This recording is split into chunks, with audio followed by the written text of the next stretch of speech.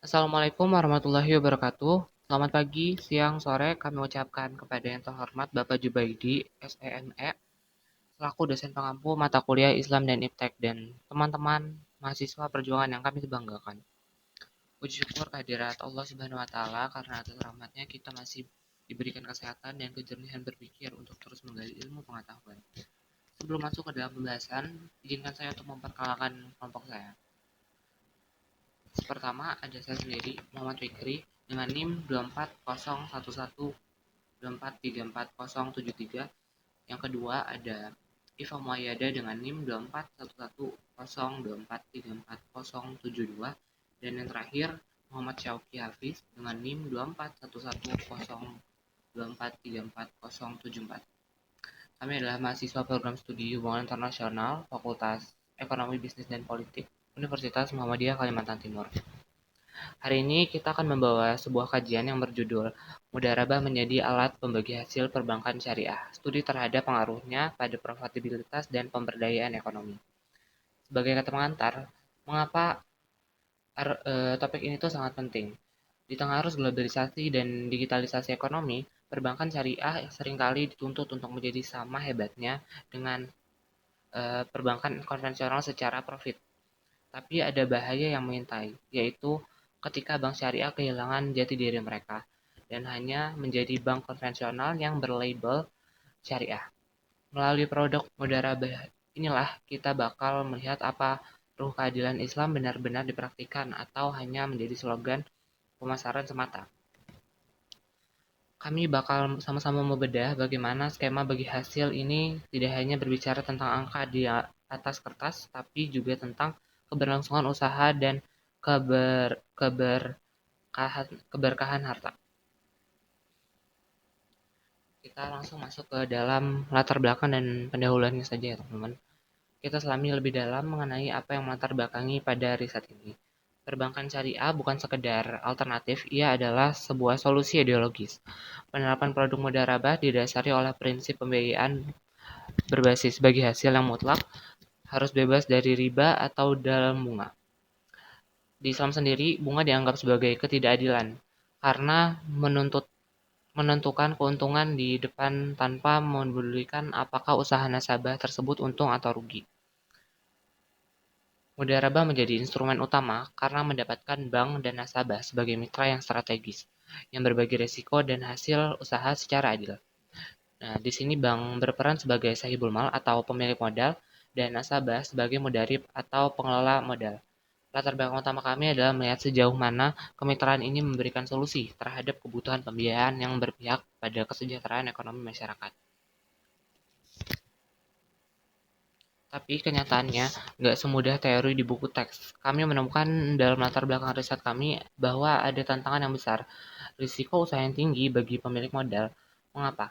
Karena jika usaha tersebut rugi secara murni, bukan karena kelalaian pengelola teman-teman, maka banklah yang menanggung seluruh kerugian finansial tersebut. Hal inilah yang membuat perbankan syariah seringkali sangat selektif. Bahkan mereka tuh cenderung takut untuk menyalurkan pembiayaan mudharabah dalam skala besar.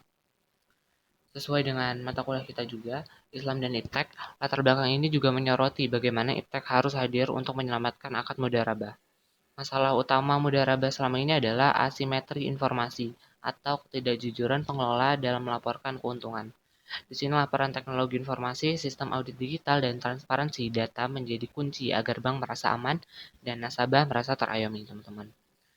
Terus, kami juga melatar belakangi riset ini dengan pertanyaan, apakah mudharabah menguntungkan bagi bank? Beberapa studi menunjukkan bahwa produk ini berisiko menekankan profitabilitas jika tidak dikelola dengan mitigasi risiko yang ketat. Tapi, dari sisi pemberdayaan ekonomi, mudharabah adalah juaranya. Ia mampu mendorong usaha produktif seperti perdagangan makanan hingga proyek energi terbarukan tanpa beban yang mencekik. Sebelum saya menyerahkan penjelasan-penjelasan saya tentang lebih mendalam tentang mudharabah ini, ada beberapa hal yang mau saya sampaikan terkait pemahaman produk mudharabah. Jadi yang pertama itu ada ingatlah bahwa mudharabah itu bersifat trust based atau berbasis kepercayaan teman-teman. Jika kalian menjadi pengelola, integritas adalah modal nomor satu. Tanpa kejujuran, sistem bagi hasil akan runtuh. Nah, makanya kita butuh tuh yang namanya trust base, teman-teman. Biar sama-sama saling percaya, sama-sama saling jujur, biar akadnya ini sama-sama berhasil gitu, sama-sama memberikan keuntungan. Jadi nggak gagal gitu. Terus, dalam mudarabah sendiri itu ada dua jenis mudarabah. Yang pertama ada muqayyadah atau dibatasi tujuannya. Terus yang kedua ada mutlakah atau bebas untuk usaha apa saja. Jadi sebagai investor atau nasabah, pilihlah yang paling sesuai dengan profit risiko kalian sendiri, teman-teman. Terus yang ketiga, yang terakhir yang mau saya sampaikan, bagi praktisi perbankan syariah, gunakan Islam dan Iptek, gunakan pengetahuan teknologi untuk melakukan monitoring usaha nasabah secara real time. Jadi dengan ini adalah cara terbaik untuk memitigasi risiko tanpa harus menghilangkan sifat keadilan dari akad mudharabah itu sendiri. Kesimpulannya dalam pendahuluan ini, mudharabah adalah pilar perbankan syariah yang memadukan keuntungan bersama dan prinsip keadilan bisnis. Kami ingin melalui riset ini, kita semua sadar bahwa ekonomi Islam adalah ekonomi yang memanusiakan manusia, bukan sekedar memutar angka. Baik, untuk memperdalam pemahaman kita mengenai definisi dan mekanisme kerja mudharabah sendiri, penjelasan selanjutnya akan disampaikan oleh rekan-rekan saya. Kemudian yaitu definisi dan unsur pokok mudharabah. Mudharabah adalah akad kerjasama usaha yang menempatkan modal dan keahlian sebagai dua faktor produksi utama. Dalam akad ini, pemilik modal dan pengelola usaha tidak berada dalam hubungan utang piutang, melainkan hubungan kemitraan. Ini yang membedakan mudharabah dari sistem pembiayaan konvensional. Pihak pertama disebut sabibul mal, yaitu individu atau lembaga yang menyediakan seluruh modal usaha. Modal tersebut harus diserahkan secara nyata, jumlahnya jelas dan dapat digunakan untuk aktivitas usaha yang halal. Modal tidak boleh berupa piutang karena hal itu akan mengaburkan pembagian risiko. Pihak kedua disebut mudarib, yaitu pengelola usaha yang bertanggung jawab menjalankan aktivitas bisnis secara profesional. Mudarib tidak menyertakan modal finansial, tetapi menyumbangkan keahlian, waktu, dan tenaga. Karena itu, mudarib memiliki kebebasan operasional selama masih dalam koridor kesepakatan dan prinsip syariah. Keuntungan dari usaha dibagi berdasarkan nisbah, yaitu proporsi pembagian laba yang disepakati sejak awal akad. Nisbah ini harus dinyatakan dalam bentuk persentase, bukan nominal tetap, agar tidak menyerupai bunga. Adapun kerugian usaha ditanggung oleh pemilik modal, selama kerugian tersebut terjadi karena risiko bisnis yang wajar, bukan karena kesalahan pengelola. Dengan struktur seperti ini, mudharabah menanamkan prinsip keadilan karena pertama yaitu pemilik modal tidak bisa menuntut keuntungan pasti. Kedua, pengelola usaha tidak dibebani kewajiban mengembalikan modal ketika rugi tanpa kelalaian. Kemudian yang ketiga yaitu landasan syariah mudharabah. Mudharabah memiliki legitimasi yang kuat dalam ajaran Islam. Secara normatif, konsep ini sejalan dengan perintah Islam untuk melakukan perdagangan dan kerjasama yang adil, serta larangan mengambil keuntungan tanpa menanggung risiko. Dalam praktik sejarah Islam, akad mudharabah telah digunakan sejak zaman Nabi Muhammad SAW. Bahkan kerjasama bisnis antar Nabi Muhammad dan Khadijah sebelum kenabian sering dijadikan contoh praktik mudharabah klasik. Hal ini menunjukkan bahwa mudharabah bukan konsep baru, melainkan konsep ekonomi yang telah teruji secara historis. Secara prinsip, mudharabah didasarkan pada yang pertama yaitu larangan riba, yaitu keuntungan yang diperoleh tanpa aktivitas produktif. Larangan gahar. Yang kedua yaitu larangan gahar, berlebihan. Ketidakjelasan yang merugikan salah satu pihak. Kemudian prinsip keadilan dan kemaslahatan bersama. Karena itu, mudharabah dipandang sebagai akad yang mendorong ekonomi real dan menjauhkan praktis eksploitasi terutama terhadap pihak yang lemah secara ekonomi. 4. Jenis-jenis mudharabah dan implikasi. Dalam praktiknya, mudharabah terbagi menjadi dua jenis utama yang memiliki implikasi berbeda dalam pengelolaan usaha. Yang pertama yaitu mudharabah muqayyadah. Mudharabah muqayyadah dalam bentuk kerjasama di mana pemilik modal memberikan batasan tertentu kepada pengelola usaha. Batasan ini dapat berupa jenis usaha, lokasi, waktu, dan mitra bisnis tertentu. Tujuannya adalah untuk menjaga keamanan modal dan memastikan dana digunakan sesuai preferensi pemilik modal. Dalam jenis ini, ruang gerak mudharib lebih terbatas, namun tingkat pengawasan lebih tinggi. Model ini sering digunakan dalam pembiayaan proyek tertentu yang memiliki karakteristik spesifik, seperti usaha agribisnis, perdagangan tertentu, atau proyek jangka pendek. Yang kedua yaitu mudharabah mutlaqah. Sebaliknya, mudharabah mutlaqah memberikan kebebasan penuh kepada pengelola usaha. Pemilik modal tidak menentukan secara rinci jenis usaha selama usaha tersebut halal dan produktif. Model ini mengandalkan tingkat kepercayaan yang tinggi kepada pengelola. Karena fleksibilitasnya, mudharabah mutlaqah banyak digunakan dalam produk perbankan syariah, khususnya tabungan dan deposito. Perbedaan dua jenis ini menunjukkan bahwa mudharabah bersifat adaptif dan dapat disesuaikan dengan kebutuhan ekonomi modern. Terakhir yaitu penerapan mudharabah dalam perbankan syariah. Dalam sistem perbankan syariah, mudharabah berperan sebagai instrumen utama dalam menghimpun dan menyalurkan dana masyarakat. Bank tidak bertindak sebagai pemberi pinjaman, melainkan sebagai pengelola dana atau mitra usaha. Pada tabungan mudharabah, nasabah berperan sebagai pemilik modal dan bank sebagai pengelola. Dana nasabah digunakan dan diinvestasikan ke sektor usaha yang halal. Keuntungan yang diperoleh bank kemudian dibagi kepada nasabah sesuai nisbah yang telah disepakati. Pada deposito mudharabah, prinsipnya sama, namun dana disimpan dalam jangka waktu tertentu. Karena dana lebih stabil, bank dapat mengelolanya untuk investasi jangka menengah atau panjang, sehingga potensi keuntungan lebih besar. Sementara itu, dalam pembiayaan mudharabah, posisi bank berubah menjadi pemilik modal yang menyediakan dana kepada pengusaha.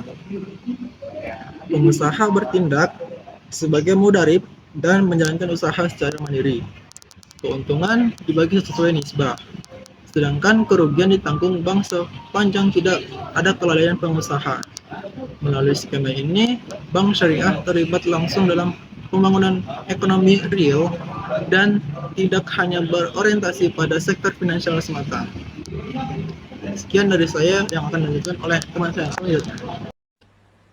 Oke, selanjutnya saya akan menjelaskan keunggulan mudharabah dalam perbankan syariah. Keunggulan utama mudharabah terletak pada kesesuaiannya dengan prinsip syariat Islam. Karena akad ini bebas dari riba atau bunga. Dalam mudharabah, keuntungan tidak ditentukan di awal dalam bentuk nominal tetap, melainkan dibagi berdasarkan nisbah atau persentase yang disepakati bersama. Hal ini mencerminkan prinsip keadilan dan transparansi yang menjadi dasar ekonomi Islam. Keunggulan berikutnya adalah pembagian risiko yang adil dalam akad mudharabah. Pemilik modal atau sahibul ma'al menanggung resiko kerugian finansial selama kerugian tersebut bukan akibat kelalaian atau kecurangan pengelola usaha. Sementara itu, pengelola usaha atau mudharib menanggung resiko dalam bentuk tenaga, waktu, dan pikiran. Dengan demikian, kedua belah pihak sama-sama menanggung konsekuensi sesuai perannya. Selain itu, mudharabah mendorong berkembangnya usaha produktif. Dana yang dihimpun oleh bank syariah tidak disimpan secara pasif, tetapi disalurkan ke sektor-sektor usaha yang nyata produktif dan halal seperti perdagangan, UMKM, pertanian, maupun sektor energi terbarukan. Hal ini membuat mudharabah tidak hanya berorientasi pada keuntungan, tetapi juga berkontribusi terhadap pembangunan ekonomi real. Keunggulan lainnya adalah mudharabah menarik bagi investor yang beretika. Nah, bagi masyarakat yang ingin berinvestasi tanpa melanggar nilai Islam, mudharabah menjadi pilihan yang aman dan sesuai keyakinan. Investasi tidak hanya mengejar keuntungan materi, tetapi juga nilai moral dan keberkahan. Mudharabah juga memiliki fleksibilitas dalam pengelolaan usaha. Melalui mudharabah mutlakah, pengelola usaha diberikan kebebasan untuk mudharabah muqayyadah. Penggunaan dana dibatasi sesuai kesepakatan sehingga cocok untuk investor yang ingin dananya digunakan pada sektor tertentu. Sebagai contoh, bank menyalurkan dana mudharabah ke usaha perdagangan makanan halal atau proyek energi terbarukan. Maka keuntungan yang diperoleh akan dibagi sesuai nisbah yang telah disepakati. Misalnya, jika keuntungan usaha sebesar 20 juta rupiah, maka pembagian 60% untuk pemilik modal dan 40% untuk pengelola dilakukan secara adil dan transparan tanpa unsur bunga. Nah, meskipun memiliki banyak keunggulan, akad mudharabah juga menghadapi beberapa tantangan dalam praktik perbankan syariah. Tantangan utama adalah tingginya resiko usaha bagi pemilik modal, khususnya bank, karena bank menanggung kerugian finansial apabila usaha gagal. Maka akad ini menuntut kehati-hatian yang tinggi dalam memilih mitra usaha. Tidak semua calon pengelola memiliki kapasitas manajerial dan integritas yang memadai. Tantangan berikutnya adalah perlunya pengawasan yang ketat terhadap pengelola usaha. Dalam mudharabah, bank tidak terlibat langsung dalam operasional usaha, sehingga berpotensi terjadi masalah seperti laporan keuangan yang tidak transparan atau penyalahgunaan dana. Oleh karena itu, sistem monitoring, audit, dan kepercayaan menjadi faktor yang sangat penting. Selain itu, dari sisi perbankan, mudharabah dianggap lebih kompleks dibandingkan pembiayaan berbasis jual beli. Karena hasil usaha tidak pasti, hal ini membuat sebagian bank syariah masih berhati-hati dalam memperbesar porsi pembiayaan mudharabah. Sebagai kesimpulan, mudharabah merupakan salah satu pilar utama dalam perbankan syariah yang menekankan prinsip keadilan, kerjasama, dan bagi hasil.